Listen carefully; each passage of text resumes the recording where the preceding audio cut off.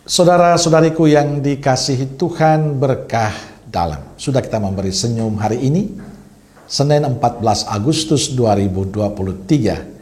Gereja memperingati Santo Maximilianus Maria Kolbe, seorang imam dan martir. Kita awali permenungan kita hari ini dengan tanda kemenangan Kristus dalam nama Bapa dan Putra dan Roh Kudus. Amin. Permenungan kita diambil dari Injil Matius bab 17 ayat 22 sampai 27.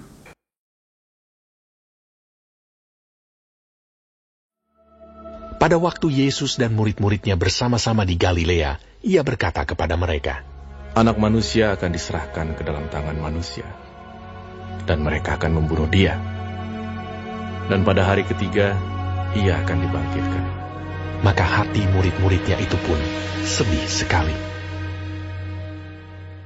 Ketika Yesus dan murid-muridnya tiba di Kapernaum, datanglah pemungut bea bait Allah kepada Petrus dan berkata, Apakah gurumu tidak membayar bea 2 dirham itu? Jawabnya, Memang membayar. dan ketika Petrus masuk rumah, Yesus mendahuluinya dengan pertanyaan, Apakah pendapatmu, Simon? Dari siapakah raja-raja dunia ini memungut bea dan pajak? Dari rakyatnya atau dari orang asing? Jawab Petrus. Dari orang asing. Maka kata Yesus kepadanya, Jadi, bebaslah rakyatnya. Tetapi, supaya jangan kita menjadi batu sandungan bagi mereka, pergilah memancing ke danau. Dan ikan pertama yang kau pancing, tangkaplah dan bukalah mulutnya. Maka engkau akan menemukan mata uang 4 dirham di dalamnya. Ambillah itu, dan bayarkanlah kepada mereka. Bagiku, dan bagimu juga. Saudaraku yang dikasihi Tuhan, bacaan Injil hari ini bicara soal pajak yang harus dibayar oleh setiap warga negara.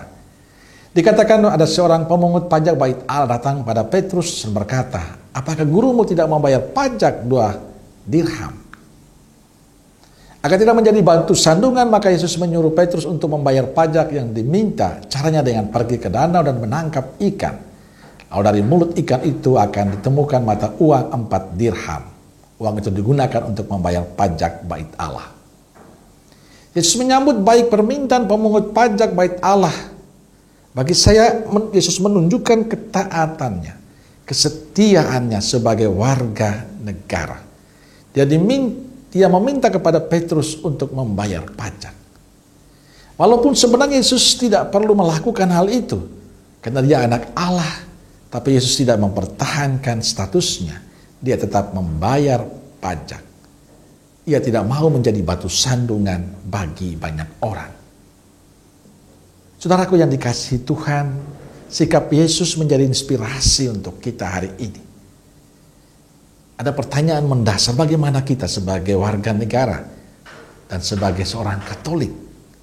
Artinya kita harus memiliki ketaatan baik kepada Tuhan maupun kepada negara kita. Tindakan Yesus membayar pajak hendaknya menjadi contoh untuk kita agar kita sebagai warga negara bisa menjadi contoh bagi yang lain dengan kesetiaan dan taat pada aturan negara.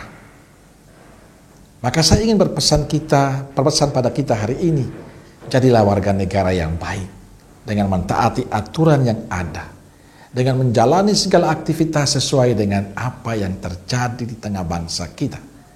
Paling tidak kita menjadi orang-orang yang diberkati dan menjadi berkat bagi sesama lewat sikap dan cara hidup kita.